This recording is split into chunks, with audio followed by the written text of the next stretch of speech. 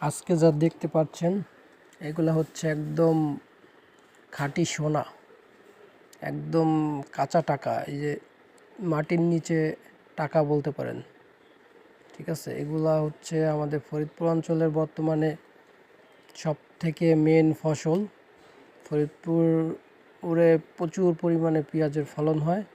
এক এক কাঠায় প্রায় আমাদের এখানে 7 থেকে 8 মণ পেঁয়াজ ফলে।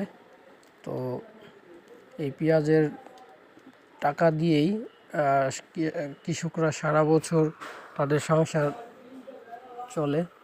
এই পেঁয়াজের টাকাই হচ্ছে তাদের একমাত্র আয়ের মেন উৎস।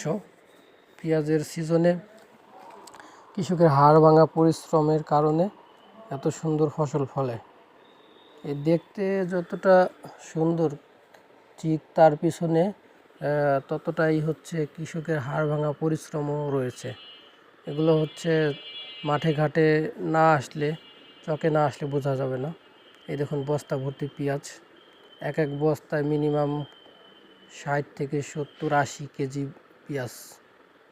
এখানে কত মন পেঁয়াজ হতে পারে দেখেন।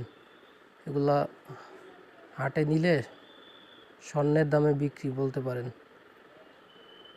ঠিক আছে। এই হচ্ছে চকের মাঝখান দিয়ে রাস্তার মতো করা হয়েছে। আগে তো কৃষকরা হচ্ছে মাথায় করে আনতো, এখন ভ্যান, তারপরে টমটম, ঠেলা গাড়িতে আনা হয় এবং কি বাড়িতে পেঁয়াজ নিয়ে আসলাম। দেখুন এখন কত বড়, আমার হাতে 3টা পেঁয়াজ, একা হাত ভরে গেছে। অনেক বড় বড় পেঁয়াজ, প্রায় 10টা পেঁয়াজে মিনিমাম কেজি হয়ে যাবে। 1 কেজিতে 10টা পেঁয়াজ হবে।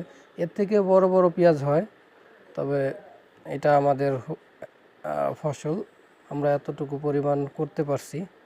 মাশাআল্লাহ, আলহামদুলিল্লাহ। আল্লাহ অনেক অনেক ভালো ফসল দিছে। আল্লাহর কাছে হাজার হাজার শুকরিয়া।